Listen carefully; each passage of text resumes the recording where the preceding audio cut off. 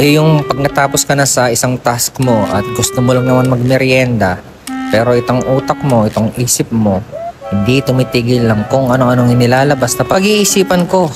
Napag-iisipan ko ng paulit-ulit, na kukulitin ako, na kung paano ba ang lahat, paano ba ang gagawin, na mapapatulala na lang ako.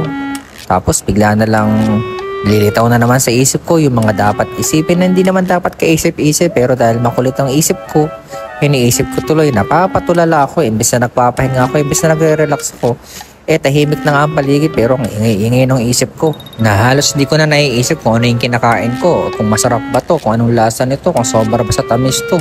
Basta kung ano-ano na lang pupasok sa isip ko habang umunguya ako na hindi ko malang nararamdaman na masarap pala to. Halo-halo na lahat. Iniisip ko tuloy ngayon kung anong pang tutulak ko sa kinakain ko. Kasi wala pala akong tubig o kahit anong inumin dito. Nguya lang ako ng nguya habang nag-iisip. So lalo lang nakadagdag sa mga iniisip ko na hindi naman dapat kaisip-isip.